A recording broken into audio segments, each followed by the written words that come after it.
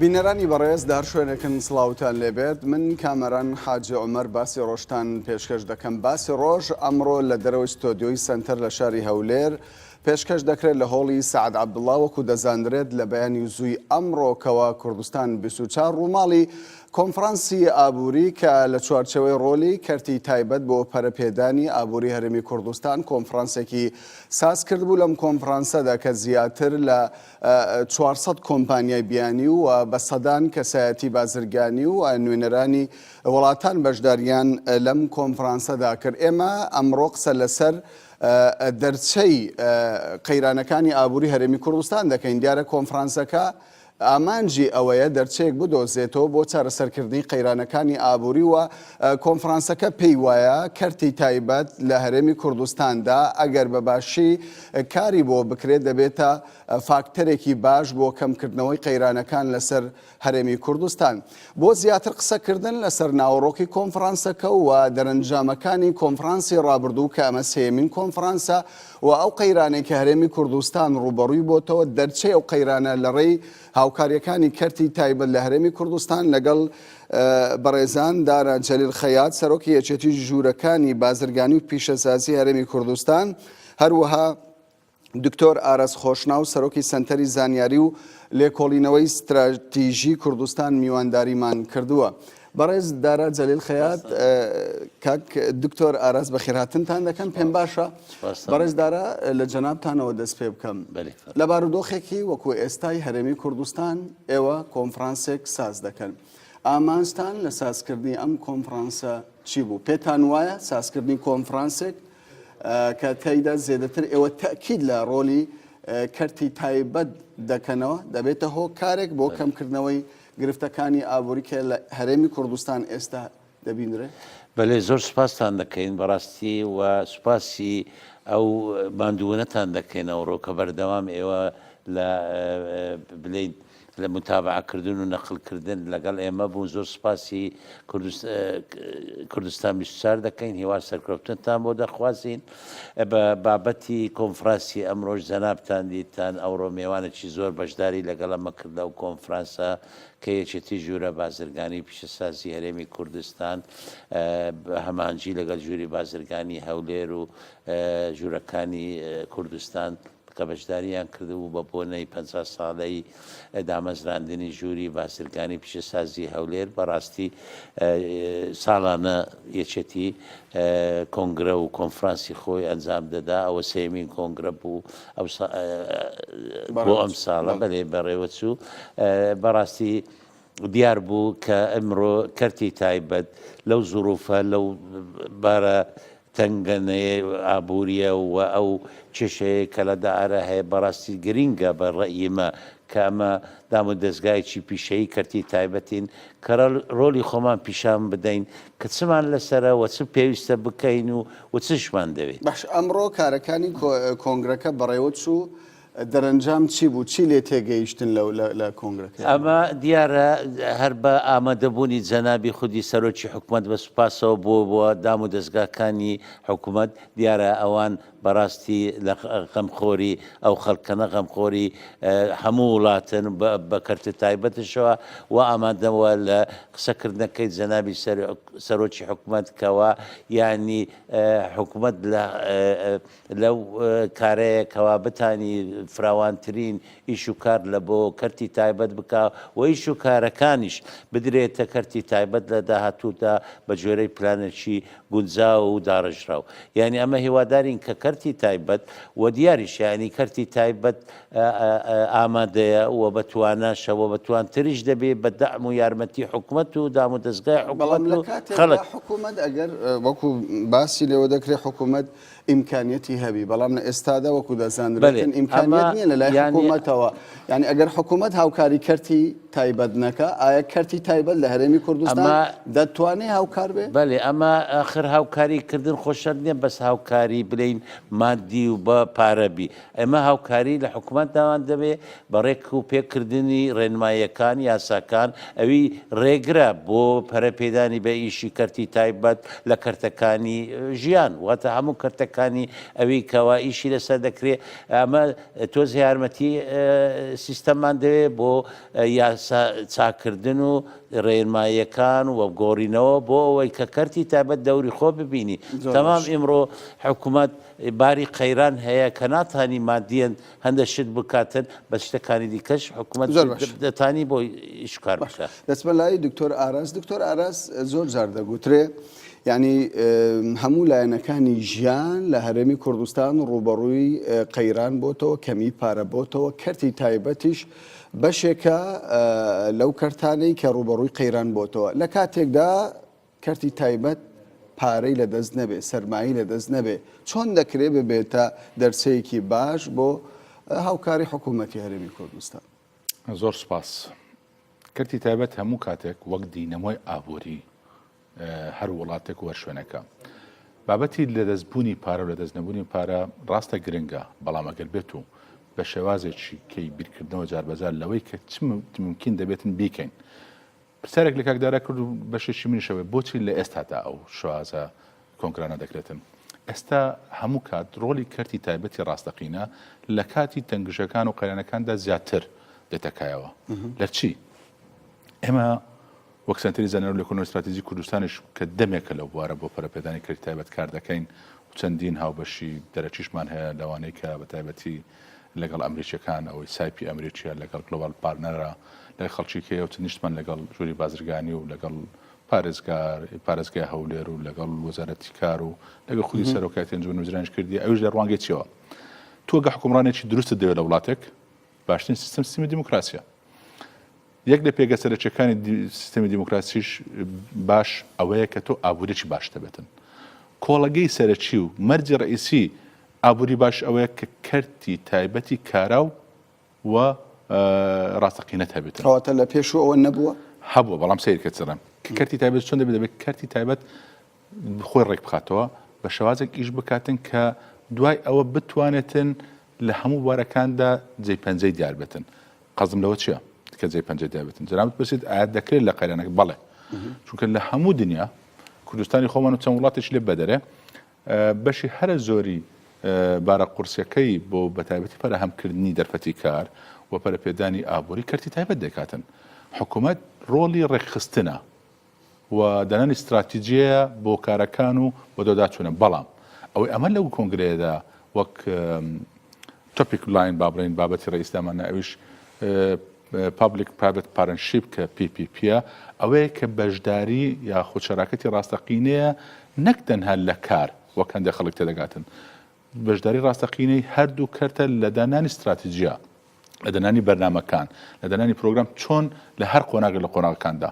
ئەوڕۆ کە ئێستا لە قۆناغێکی دارایی داین و لە بارودۆخێکی سیاسی تایبەتیش داین کە لە کوردستاندا تێدەپەڕێ و بە هەموو لایەنەکانی چەو پەیوەندی لەگەڵ بەغداد چەوەی ناو خۆمان هەیە، بۆیە گرنگە ئەوەی ئێمە دەمانێت لێرە پێی بکەین. کۆمەڵێک شتە هەندێک ئەوەی پێ دەڵێن ئەکشن پلان، کۆمەڵێک هەنگاوی خێرا و جددی بێ ئێستا لە ماوەی کورت بۆ ئەوی لەو بارودۆخی ئێستا کە هەیە دەرباز بین و هەوڵ بدێتن بازار ئەو بابەت استراتیژیەکان زۆر باشە. ینی وەکو دەزانرێتن کەرتی تایبەت احتیمال لەسەر داهات دەکات، لەسەر قازانج دەکاتن. ئەگەر قازانجی نەبێت لە بوارێکدا بێگومان بەشداری ناکات. لە کاتێکدا حکوومەتی هەرێمی کوردستان بە شێوەک لە شێوەکان ئیمکانێتی ئەوەندەی نییە کە قازانج بە کۆمپانیەکان بدات. ینی چۆن دەکرێت ئێستا کەرتی تایبەت کۆمپانیا ئەهلیەکان ببن بە هاوبەش لە کاتێکدا کە مەرجنی کۆمپانیاکانەوە کە تو بەس لەگەڵ حکوومەت کار بکەین. کاکدارە باسی کرد ئێمە لە بواری کە دەڵێن بازاری کار لە هەرێمی کوردستانە بازاری کار دایان زۆر دەگرێتەوە، دایان شتەیە ئەوەی کە پێوەستە بەسەری بازرگانیە، بیناکاریە و بەرهێنانی جیاوازە شەرنی تۆ ڕاستەخۆ لەگەڵ حکوومەت ئیش بکەی کە پارەت لای حکوومەت بێتن هەر بۆ خۆت. بەڵام گرنگە ئەو یاسا و ڕێسا و ڕێنمایی و ئەو پرۆتۆکۆلانەی کار کە کار دەکەن ئێمە بین لە کوردستاندا ئاسانکاری بکەین. بەتایبەتی ئێستا بە قەناعەتم چەند جار بۆیە نامە پێشەندە شت حەدەستکەمەوە، بەڵام یەک لە پێشنیازەکانی پێشتر وا بووە بارودۆخی ئێستا هەرێمی کوردستان پێویستی بە هەندێک هەنگاوی تایبەت هەیە. چەند گرنگە ئێمە لە هەرێمی کوردستان حکوومەت هەموو هەوڵی خۆی خستەکە و بەردەوامیشە زیاتر کە بە هەر شێوازێک بدی موچە یان بەشێک لە موچە بۆ فەرمانبەران دابین بکاتن. بە قەناعەتی منەوە 2 بەقەت ئەو بگرە 3 بەقەت ئەو گرنگە کە بڕێک لە پارە بخرێتە بازارش بۆی بازار بچێتن. بەڵام ئەو پارە کەمە پارە ئەوەی کە دەگوتێتن قەرزی مقاولینە هەندێک شەریکاتە لای حکوومەتە یاکە هەندێک پارەی بانقەکانە ئەگەر ڕاستەخۆش نەبێت بەڵام بە جەدوەلێک بێتن کەەوە دەکەوێتەوە بازار دووبارە چووکە خەترترین شت ئەوەیە ئەگەر بازار بوەستن کە بازار بوەستا ئەو کاتە کەرتی تایبەت وردە وەک ئەوەی ئێستا خەریکە بەرەو ئاراستە دەچێت لە کوردستان بەرەو پوکانەوە دەچتن کە کەرتی تایبەت بەرەو پوکانەوە چوو ئەو بارەی کە ئێستا کەرتی تایبەت بەشێکی هەرگرتێ لە ئابووری کوردستان و ئابووری بە شێوەیەکی گشتی و تێدا پیداکردنی هەریکار ئەو کات ئەوە دەکرێتەوە سەر حکومەت جارشکە بۆ ئەوێ نقطە گرنگ زۆر باش دەگەڕێمەوە لای بەڕێستان بەڕێزدارە پێ دوایە متمانە هەیە لە نێوان کەرتی تایبەت و حکوومەتی هەرێمی کوردستان بۆ هەمەهەنگیکردن و هەنگاوی داهاتوو لە کاتێکدا وەکو دەزانرێتن ینی ژمارەی زۆر لە ئەوە بەرهێنەران کە سەرمایەکانی خۆیان خەرج کرد تاوکو ئێستا حکوومەت قەرزاری ئەوان. یعنی ئەوە هەروە گوتم ئەوە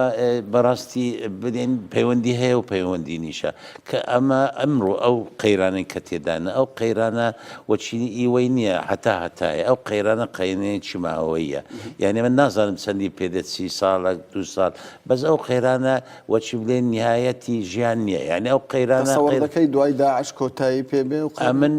ئەمن هیوادارم هەروەک جەنابی سەرۆکی حکومەت ئەمەژێ پێکرد ممچینە دەرفەتە چی و کار زۆر بکرێتەوە چونکو ئەتوو دەزانی ئەوە یعنی تۆزێ پاشەوی هەندێک ئەو شارانە بینایی دەوێ و ئامادەکاری دەوێ ئیتر ئەوە وابزانم خەڵکی کوردستانیش ئەمەشیانی سەکتەرەکانی ما بۆ ئەو ویشوکارە ئامادەی ئینشاءالله بەس ئەوێمە دەڵێن ئەوە دەڵێن دەورە اقتصادی ئەوە دەورەی اقتصادیە زۆر باش بوو ئێستا ئەو دەورەیە ئەمە دەبێت سوودی لێ وەرگرین لە بۆ داهاتوو ئیسفادە پشت نەبەستین بەس بەنەوت و بە ئیدارەی نەوت چونکو ئەو نەوتە ساڵانێکی زۆر پێشتر زۆر هەرزان بوو بەس ئیدارەشمان دەکرد مەشارەیشمان هەبوو پرۆجەشمان هەبوو خەڵکە ئێستا بەرز بووە بڵێ تۆزێ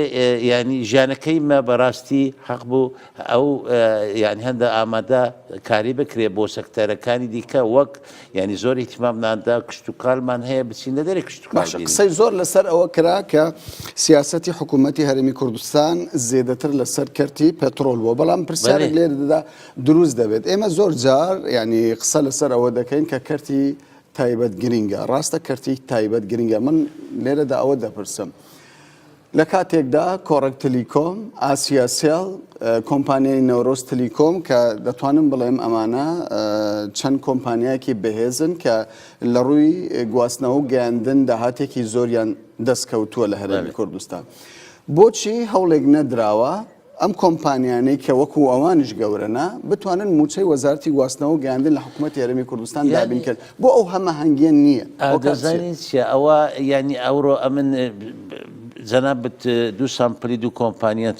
کۆمپانیای دیکەشن ئەوانە کەرتی تایبەتن کەس ناتانی پێیان بڵێ وەرن موچەی خەڵک بدات بەڕاستی ئەوان ئامادەنە هەر کۆمپانیا بۆ کۆمپانیانی گومرگ و ئەو مەسئولیاتەی ئەوی لەسەری تبیدا بەس بەڕێی من دەوڵەت ناتانی ئیجباری بەڵام کۆمپانیای بیانی هەیە کە لە بواری پێترۆل کار دەکات پارە دەدات بە حکوومەتی هەرێمی کوردستان بە شێوەی قەت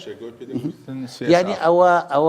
ئەو عقدانە عقدەشی تایبەتن ئینەوت یعنی هەندە شتەیەوە چی بڵێیت پێشینە دەدرێت لە هەندە شت بۆ چاکردنەوەی ژینگا مەسەرەن بۆ منتیقەکە هەندێک ئیشوکاری لێ بکرێەوە بی خەڵکەکە یعنی هەمانجیان بک و ئیشکە ئەوانە هەنە بەس لە کەرتەکانی دیکە ئەوانە نین ئەو شتانە بەڕاستی ئەمە چونکو هەر لە هەموو وڵاتان ینی ئەو کۆمپانیانە ئەوی کۆمونیکشنە ئینشاءاتە بیناسازیە واتە کۆمپانیای بدەین ڕافینەریە ئەوانە بۆ خۆیان ئیش دەکەن باج و ڕسوماتەکان دەدەن بەس حەقی دەوڵەت احتیمالە لە وەزعی بتانی یارمەتیان لێداوە کە بەزە شتەشی کاتیبی ئەمە بەردەوام نابی باش دکتۆر ئاراس دەگەڕێمەوە لای بەڕێستان ینی پێ دوایە کەرتی تایبەت لە هەرێمی کوردستان هەبێت زۆر جار دەگوترێت کە بەڕاستی ئەوانەی کە لە کەرتی تایبەت ئیش دەکەن زیاتر کەسانی حزبین و مۆنۆپۆلی کراوە لەو کەرتانەی کە ینی لە ڕووی ئابووری و کاریگەری زۆری هەیە لە هەرێمی کوردستان لەوانەیە ئەو بێویژدانی بێتن یاخود زۆر دقیق نەبێگەر بەو شوازە بڵین و جیاوازیش لەوانە هەبێتن بەسەر احترام لە کوردستان ئەوڕۆ لەو دوو زۆنەی کە هەیە بەڵام بە شێوەیەکی گشتی بەجێرەی ئەو داتایانەی کە ئێمە هەمانە لە سنتەری زەنەر لە کۆنۆی استراتیجی کوردستان کەرتی تایبەتی ئەوەی کە حەقیقەیە کەمە لەگەر ژووری بازرگانی و پیشسازی یاخود یەکێتی وەبەرهێنەران یاخود خەڵکی دیکەی کە کاسبکار و بازار ئێمە دراستێکمان کردیە لە کۆتایی ساڵی 2014 بەوەی لای من ئەوە کرام پاشۆ کە قەیرانی دارای دەست پێکرا بوو بڕی سەرمایەی گشتی ئەوانەی کە کۆمپانیەکانی خود بازرگانەکانی هەرێمی کوردستان بە شێوەیەکی گشتی چەند کۆمپانیایکی دیار لە نێوان ساڵی 2003 تا 2014 لەو 11 ساڵە بەشی بێکی گشتی 100,000 زیاد بووە واتە ئەوەی کاتی خۆی ڕئەسمالی ملیۆنێک دلار بوو لە 2014 بە معدەلی عام گەیشتووە زیاتر لە 10 ملیۆن دلار ئەو ژمارەیە بخۆی یەکسەر ئاماژەیەکی سەرنجڕاکێشە چۆن لە دنیا داوار نییە ڕاستە ئەمە لە قۆناغێکی انتقالی بوون زۆرەوە بوو ئەومانە ئەوە بوو ژمارەی ئێزگار زۆر لە کەرتی تایبەت پێڕاگەیشت ئەوڕۆکە لە یەکێتی وەبەرهێنانی کوردستان ئاماژیان پێکرد بەوەی کە زیاتر ئێوان لە 5,000 کەسیان هەیە لە هەرێمی کوردستان لەوانەی کە کۆمپانیەکان و کەسیان خەڵکیان هەیە بۆزم 1000 کەسیان زیاتر هەیە لە کۆمپانیەکان 5 ملیۆن دلار زیاتری هەیە سەرمایەدار سەرمایە ئەوانە هەمووی پێڕاگەشتیە بەڵام لە پاڵ ئەوانەش بەڵێ کۆمەڵێک گروپی کۆمپانیەکان هەنە کە هەیە هی حزبەکانە یاخود چەند کەسانێکی دیاریکراون ئەوانش باز دەکەم و کوڕێکان بکەین تاوکو ئێستا کە بۆچی حکوومەتی هەرێم نەیتوانیوە سوودێکی زۆر لە کەرتی تایبەت ببین نەیتوانیوە تا ڕادەیەک ئیشە سەکرایە بە دووبارە دەڵم کە دەڵم چەند ساڵێک ئەمە وەک سنتەرێک کە لە بوارە دەکەین بە دلیلی ئەوەی ئەگە سیرکەین کۆمەڵێک لە ڕێنمایەکان و حتا بگرن لە هەندێک تعدیلی یاساش کە ممکن بوو لە دەرەوەی دەستوری عراقی نەبێتن ئەو ڕۆ جەنابی سەرۆکی حکومەت لە پەیامەکەی قسەیەکی کرد لە کۆتاییدا لەوانەیە بۆ لای هەندێک کەس سادە و ساگە بڵێن من دەزانم چێ مەعانەتەکە ئەویش ئەوەیە ئێمە زۆر بە واضحی و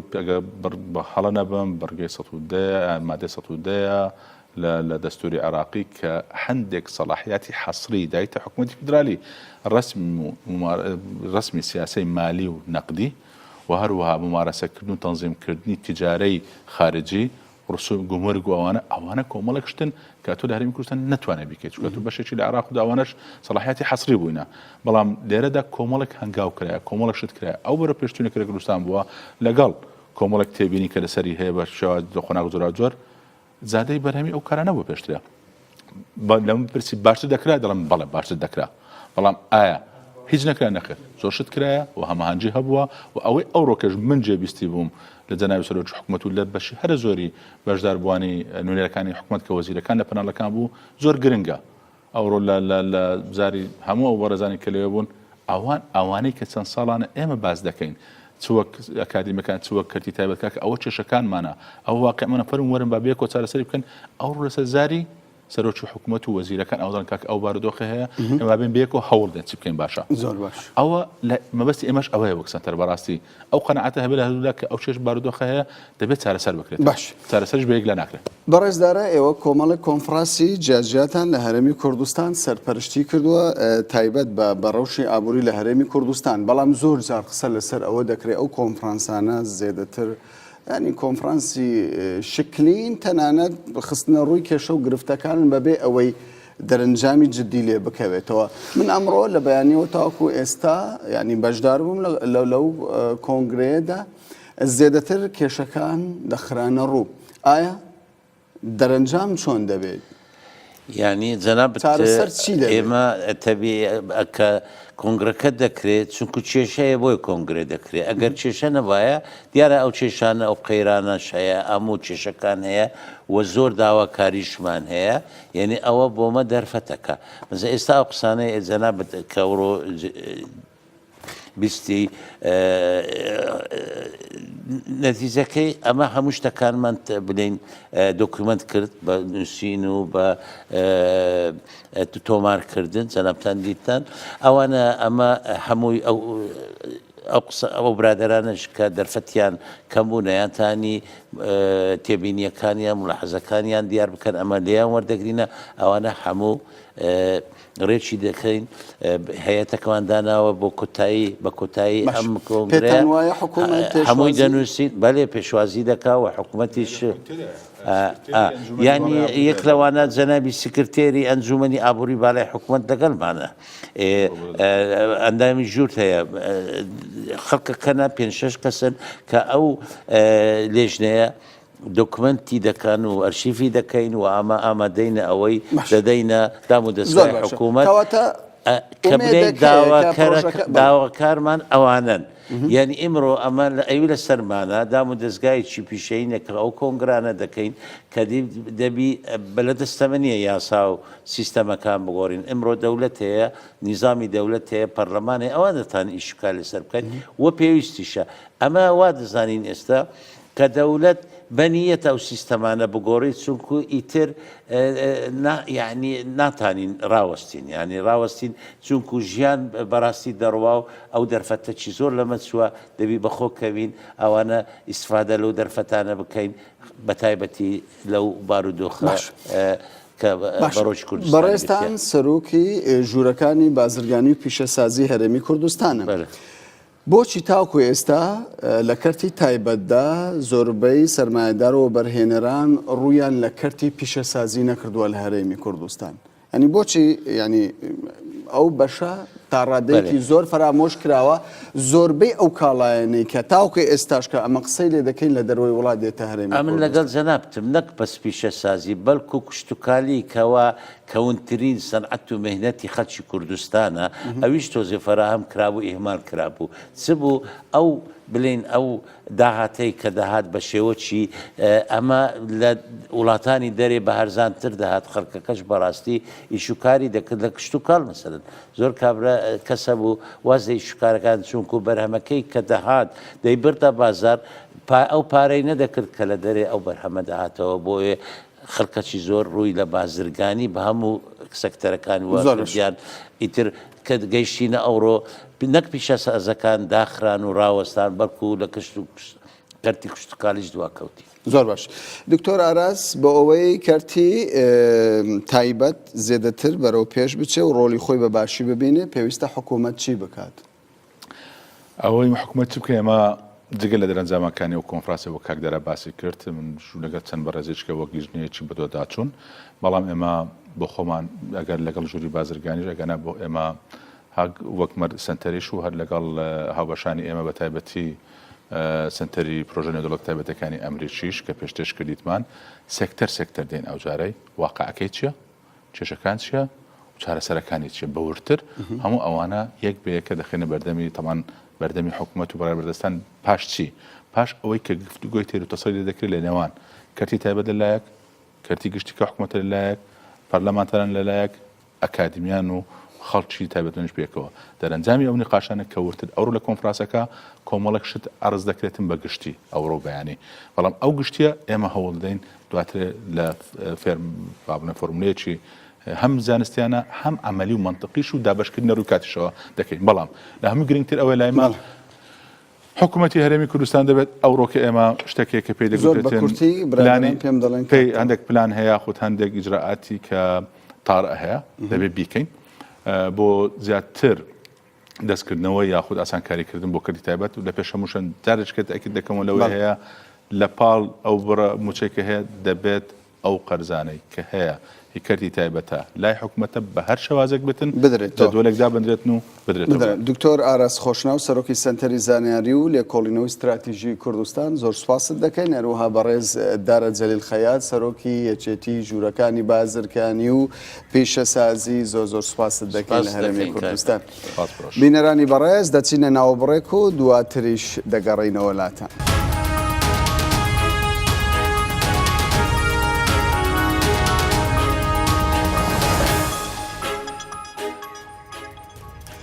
جارێکی دیکە سڵاوتان لێبێت بینەرانی بەڕێز باسی ڕۆژ بەردەوامە دیارە تەوەری دۆمیشمان تایبەتە بە کۆنفرانسی ئابووری هەرێمی کوردستان و ڕۆلی کەرتی تایبەت لە پەرەپێدانی ئابووری هەرێمی کوردستان بۆ تەوەری دووەممان میوانداری هەریەکە لە بەڕێزان ئەیاد حەسەن عەبدولحەلیم سەرۆکی ژووری بازرگانی و پیشەسازی پارێزگای دهۆک و هەروە یاسین مەحموود گوتەبێژی یەکێتی وەبەرهێنەرانی کوردستان میوانمان سەرەتا پێم باشە بە خێراتنتان دەکەم سەرەتا پێم باشە کاک یاسین لە بەڕێستانەوە دەست پێ بکەم قسەی زۆر لەسەر ئەوە دەکرێت کە قەیرانەکان کاریگەری زۆری دروست کردووە نەک تەنیا لەسەر حکوومەت و داهاتی تاک لە وڵاتەدا قەیرانەکان کاریگەری لەسەر وەبەرهێنەران و تەنانەت کەرتی تایبەتیش دروست کردووە بەڵام لە پانێڵەکانی ئەمڕۆدا لە مداخەلەکانی بەڕێزتدا باست لەوە کرد کە لە هەرێمی کوردستان خەڵکانێک هەن بوونەتە ملیاردێر و تەنانەت نزیکەی 5,000 کەسیش میلیۆنێرن ئەمە چۆن دەکرێت زیاتر پشت ئەو سەرچاوەی تۆ زانیارەی تۆ ینی پشتی بە چ سەرچاوەیەک بەست سوپاسانەکەین دیارە ئەگەر باسی کەرتی تایبەتی هەرێمی کوردستان کەین ئێمە بچینەوە بۆ 2006 تا 2013 ئەو ساڵانە ساڵی گەشەی کەرتی تایبەت بوو و هەروەها ساڵی 2013 ساڵی ئاڵتوونی وەبەرهێنەرانی کوردستان بوو لە ماوەی ئەو چەندە ساڵی کە من بۆ برای خۆم لێرە ئەم شۆ گفتوگۆکەین لەسەر ئەو کۆنفرانسە بەهۆی یەکەم پرۆژەکانی وەبەرهێنانەوە دووهەم بوجە ئیملاقەکەی هەرێمی کوردستانەوانێک کە خۆی بە خۆی شتێکیە بوو لە بەغاشەوە بوجێمان بۆ هات سێهەم بازاڕی ئازاد و کرانەوەی هەرێمی کوردستان ئاخر لابردنی قێرانی لابردنی حساری سەر عێراق ئابلوقەی ئابووری یەکەم کاریگەری ئەرینی لەسەر کوردستان عێراق دروست کرد چونکە هەرێمەکە خۆی هەبوو بۆیە لەو کاتەوانێ سەرمایەدار و ملیۆنەر لە هەرێمی کوردستانە هێواشەواز سەری هەڵا لە سەرەتای ئەتوانم بڵێم دروستبوونی ئیدارەی یەکگرت و دەرچوونی واتە حکومەتی یەکگرت و دەرچوونی یاسای وەبەرهێنانی ژمارە 4 ساڵ 2006 ئەم دەوڵەمەندانە بە پێی مۆڵەتەکانی کە ئەمڕۆ لێرە باس کرا نزیکەی 100 مۆڵەت بەس لە دەستەی وەبەرهێنان درراوە 1000 مۆڵەت لە وەزارەتی بازرگانی و شاروانی ئەف و بازرگانی و پیشەسازی لە ڕێی گەشەی بەڕێبەرایەتی پیشسازیەکان کە پێڵێن تەمنی سەناعی عێراقی بە پێی یاسا کۆنەکە وەروەها وەزارەتی شاروانی و گەشت و گوزاریش ئەویش کەمی نییە لە پێدانی ژمارێکی زۆر مۆڵەت بۆ خۆی بۆ خۆشی وەک باسم کرد ئەو کرانەوەی هەرێمی کوردستان بە ڕۆژهەڵاتی ناوەڕاست وڵاتە دەرەوسەکان و بوو بە منبعێکی گەورەی حتا ئەمە لێرە چی دروست کرد بۆمان جوابی پرسیارەکەت ئەمەیە سەرمایەداری دروست کرد حەزەکەم ئەم داتایی کە لای منە من بەرپرسم بەرامبەر بەم داتای کێش لە حکومەت بانگ مەکە بە ڕقەم و بە تەلەفۆن و بە ژمارە بێمێ لە سەرتاسەری هەرێمی کوردستانە 5,000 کەس سەرۆت و سامانیان چۆتە سەر و 5 میلیۆن دلار 13 کەسیش لە هەرێمی کوردستانە کە من ئەڵێم کەس ببورن مەبەستم کۆمپانیا و شەخصە 13 کۆمپانیا و شخصیش لە هەرێمی کوردستانە سەرۆت و سامانیان لە سەر و ملیارێکەوەیە دەوڵەمەندمان هەیە سەر لە هەرێمی کوردستانە کە تەواان ڕۆژنامە گەورەکانی دنیا بڵاوی کرێتەوە یەکێک لەوانە ڕۆژنامە یەکێک لە ڕۆژنامە بەناوبانگەکانی ئەمریکا کە باسی گەورە وەبەرهێنەرێکی هەرێمی کوردستانەکە کە سەرۆت و سامانی 3.7 یعنی ملیار دلار 3 واتە 3 ملیار و 700 میلیۆن دلارە تاوان ئەمی کە من بۆ بازەکەم ئەم داتانەمان هەمووی تا کۆتایی ساڵی 2013 بەڵام ساڵی 2014 تا ئەم بەرنامەی کە ئەم ئێوارە لە کوردستان بیستواری خۆشەویست پێشکەشی ئەەکەین خاوبوونەوە و پاشەکشێمان هەیە ئێمە هەم بەڵێ کاریگەریە نەرینەکانی ئەوەی کە ڕووی داوە ئیتر با ئێمە باسکەین هەموو قەیرانەکان کە ڕووی داوە لەسەر جەستەی کەرتی تایبەت لە هەرێمی کوردستانە وای کردووە ژمارەیەک لە ملیۆنەرەکانمان پاشەکشە بکەن وەروەها بەڵام ملیاردەرەکانمان تقریبەن یەک کەسیان نەبێت هەمی لە شوێنی خۆیان نەماون زۆر باشە ئەوانەی کە بوونەتە ملیاردلێر و دەوڵەمەند بوونە ینی چ چینێکن خەڵکی سادەن بزنسمانن حزبین بە چ شێوەیەک ئەو سەرمایان کۆ کردوتەوە ینی بە بۆچوونی بەڕێستان بەڕاستی ینی بە ڕێگای بزنسەوە بۆ یاخۆت باسکەم ئەگەر بڵین هەموو دروستبوونی هەموو دەوڵەمەندەکانی کوردستان هەمووی دەوڵەمەندی ناشەرعیە ناساییە ئەوە گوناحێکی زۆر گەورەیە بەعکسەوە عەقڵی بزنسی کوردی عەقڵی وەبەرهێنەری کوردی تاوەکو ئێستاش لە عێراقا بێوێنەیە وەبەرهێنەری کوردی ئێمە عەقڵی بازرگانی هەیە عەقڵی وەبەرهێنەری هەیە من ئەچمە ناو چوارچێوەی یاساکانی هەرێمی کوردستانە لە چوارچێوەی یاسا ڕێگا پێدراوەکانی هەرێمی کوردستانە کە حکومەت خۆی وەک حکومەتێکی ئیشتراکی وەک حکومەتێکی ڕەئزمالی ئەو مەجالێ دروست کرد بۆ بەرهێنەران و بۆ دەیان کەسی وەک مەلاسین لەو هەرێمەی تۆیان دەوڵەمەند بن بۆیە ناکرێت ئەمە گوناحە بڵین هەر کۆمپانیاکانی حیزب ملیۆن لەرن هەر کۆمپانیەکانی حیزب ملیار لەرن ئەوە تاوانێکی گەورەیە و من ئامادەم لەگەڵ هەر کەسێکا کە بێ ئەو لە ڕوبەڕووی بۆەوە دیفاع لە کەرتی تایبەت ناکەم بەس من ڕازگویانە قساکەم هەمانە کۆمپانیامان هەیە حیزبە سەرۆت و سامانی لە 100 ملیارە دۆلارەوەیە کۆمپانیامان هەیە حیزبە سەرۆت و سامانی لە 100 ملیۆنە دۆلارەوە کۆمپانیاشمان هەیە هیچ کەس لە حیزب باشە زۆر باش قسەی زۆر لەسەر کۆمپانیەکان دەکەن جۆری کاریان ینی تاوەکو ئێستا خەڵکی کوردستان باشتر بەرچاوڕوونی هەبێت بەڵام دواتر دەگەڕێمە وڵات بەڕێزایەت بەڕێز یاسین باسی لەوە کرد کە بزنسمان هەیە سەرمایەدار هەیە ینی ڕێژەی داهاتی سەرچاوی داهاتی زێدەتر بووە لە ملیارێک دۆلار ئەگەر ئێمە ئەوەندە دەوڵەمەندەمان هەبی لە هەرێمی کوردستان زیاتر لە 5 ملیۆن دەوڵەمەندمان هەبی بۆچی تاوەکوی ئێستا هاوکاری ئەو دەوڵەمەندانە هاوکاری حکوومەتیان نەکردووە لە کەمکردنەوەی قەیرانەکان لە کاتێکدا هەموو هەوڵەکان بۆ ئەوەی کەرتی تایبەت هاوکار بێت بەڕاستی ئەو قسەی کاک مەلا جێ دڵخۆشیەم هەیە یعنی ئێمە وڵاتێک دەوڵەمەند تێدا نەبێت ئەو وڵاتە چۆن پێش دەکەوت لەبەر ئەوە ئێمە 5,000 ملیۆنێر لە وڵاتێک و 5 ملیۆن ینی کەمە بە ڕەئیمە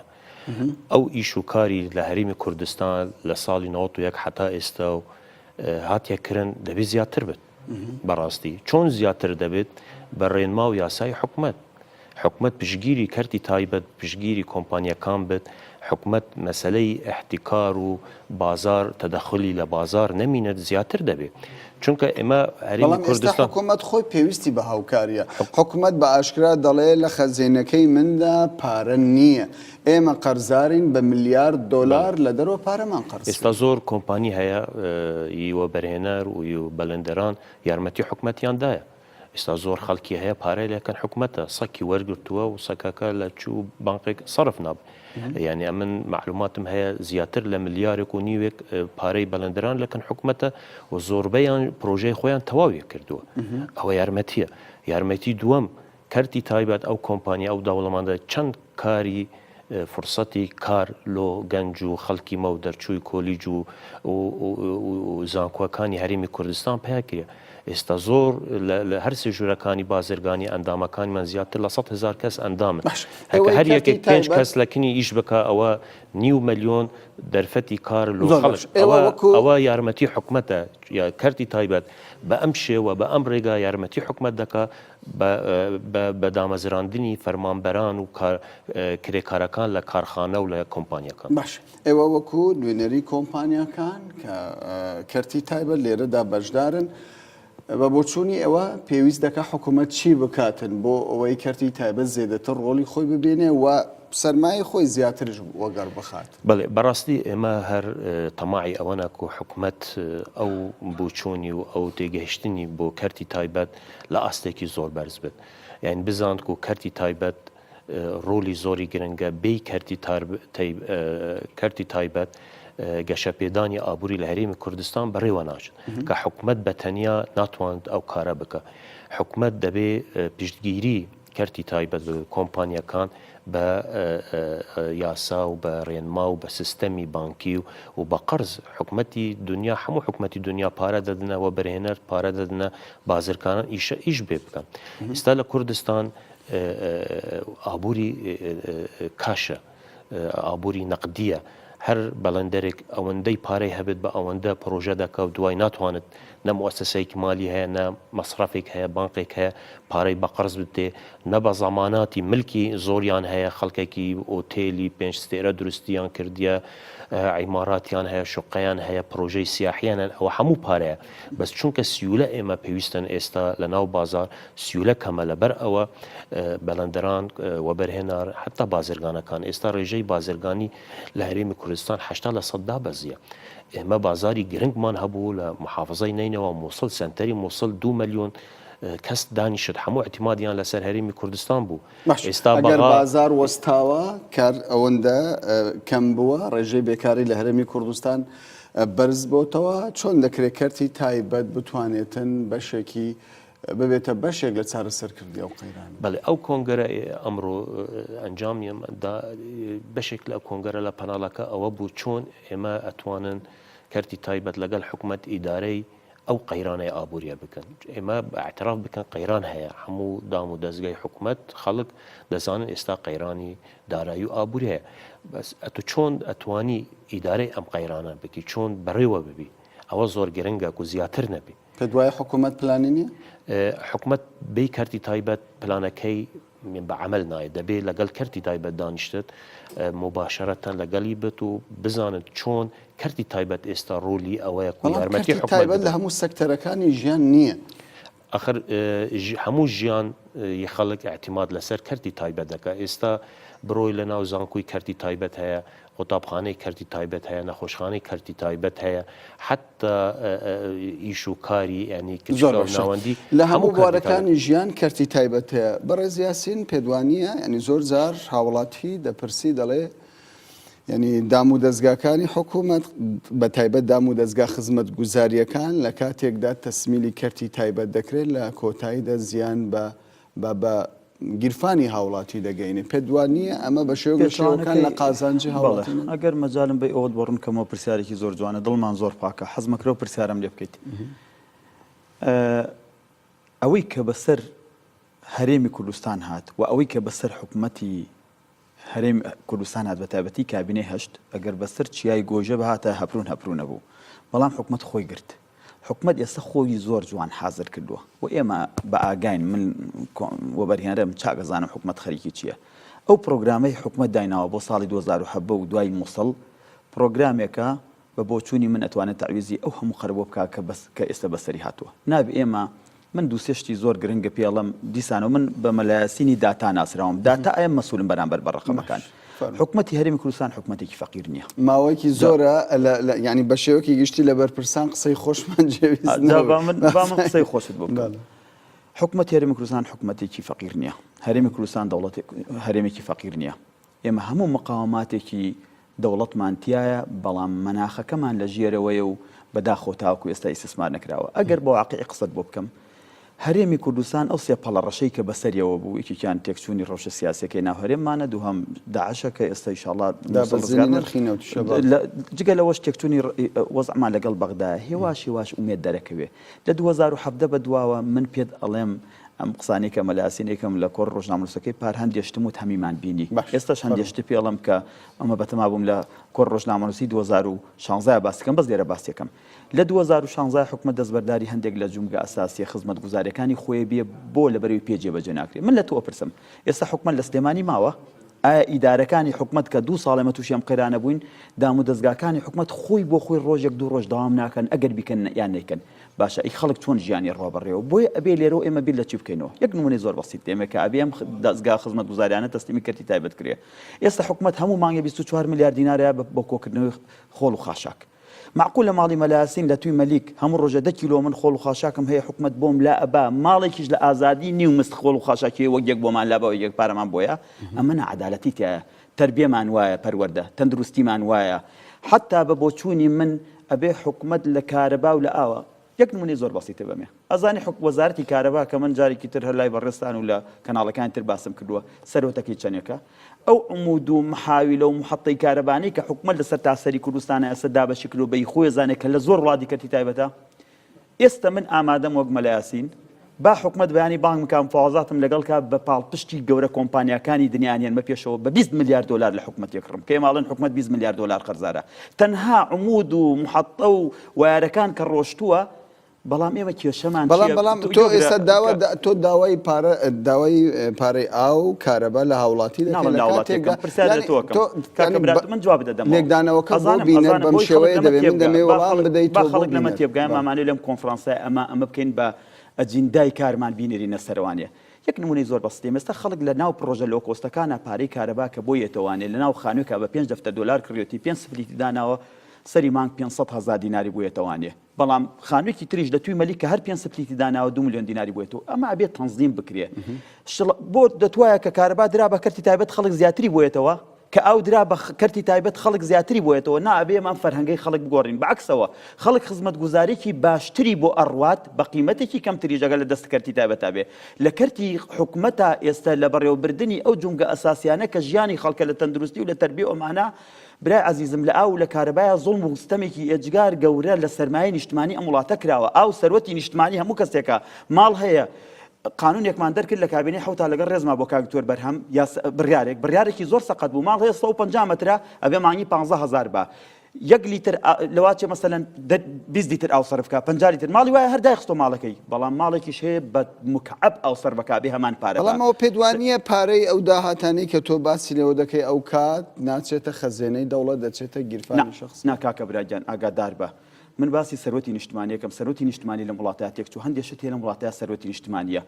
ئێمە وڵاتەکانی دراوسێمان نمونەی زۆر جوانن ئێران نمونەیەکی زۆر جوانە کە خەڵک بە دەوڵەتێکی ئیشتراکی زانێ گرنگ ئەوەی ئەگەر بە شێوەیەکی عەدالەت هەر شتێدا بەشکرا بەسەر خەڵکا بە دادپەروەرانە دڵنیا بەلەوە کاکە برا ئێمە باسی بەرزبوونەوەی داها دەکەین هەرێمی کوردستانی عێراق ئێمە بەدەست چی و ئەناڵێنین گەورەترین کێشەی ئەم هەرێمەی ئێمە ئەوەیە وەک ئەم ڕۆگی و لە قسەکانی بەڕێز کاگنێچرەڤان بوو خزمەت ئەوەی کە ئێمە لە داهاتوە خەرجمانە کرد و لەگەڵ ئەوەی کە وەرمانە گرت ئەوە بەرزی نەوت بوو ئاوای لە خەڵک کرد بوو ئێستانا ئێمە تەنها بە داهاتی کوردستان من وەک مەلایاسین وەک وتەبێژێکێتی بەرنانی کوردستان ئامادەم بەس تەنزیمی کارەبا ئاو تربیە تەندروستی بکەین معقولە لە وڵاتێکە بیمەی تەندروستی کاتم کەماوە دەچمە لای بەڕێز ئەیاد پێ دوایە کەرتی تایبەت لە هەرێمی کوردستان ئەوەندە بەهێز بێت بتوانێتن کارەبا ئاو بەشەکانی دیکەی ژیان تەندروستی هەر هەمووی کۆنتترۆل بکاتن و سیستەمێکی کە لە خزمەتی هاوڵاتی و لە خزمەتی گشتیدا بێنێتەکایەوە کاکە بۆچوونی من ئەوەیە و کەرتی تایبەت لەگەڵ حکومەت هەردوو پێکەوە دەتوانن هەموو شت بکەن حکومەت نە بە پارە بتە شەریکی کەرتی تایبەت بە پارە و بە قازان جامانە حکومەت شەریکی کەرتی تایبەت بێت بە دانانی استراتیژیەت و دانانی ڕێنما و دانانی یاسا و ئەوە دەبێت ئەو تێگەهشتنە هەبێت لە هەرێمی کوردستان لە ناو خەڵک بەڵام کەرتی تایبەت ئەوەندە بەهێزە کەرتی تایبەت مەلاوتی 13 ملیاریان هەیە 5000 کەس مەلیۆنێرن بەهێزە کەرتی تایبەت هێزەکەی کردی دەتوانی ئەتۆ خێتاب زەمان لە بانقێکی دووەلی لە قەرزێک بینی لە بانقی ناو دووەلی قەرز بینی بۆ ئیش بکە هەموو وڵات ئەو هەیەوە تورکیا دراوسەری مێ بەڵێ زۆر داوای لێبوردن دەکەم ینی برادەران پێم دەڵێن کە کات نەما من ئەومان دەبەر چاوە بێستانە زۆر بە تەلەفۆنی کورتێل مۆبایل یعنی زۆر جونگەی ئەساسی تری حکومت هەیە کە ئێستا بەدەست کەرتی تایبەتەوە لەو 10 ساڵەتا حکومەت عیبار نەبوو بەڵام ئەیاد حەسەن عەبدولحەلیم سەرۆکی ژووری بازرگانی و پیشەسازی پارێزگای دۆک زۆر سوپاس دەکەین یاسین مەحموود گوتەبێژی یەکێتی وەبەرهێنەرانی کوردستان زۆر سوپاسی بەڕێستان دەکەین بینەرانی بەڕێز زۆر سوپاس بۆ ئێوەش کە کاتی خۆتان بە ئێمە دەبمێنن بە خێر و خۆشی.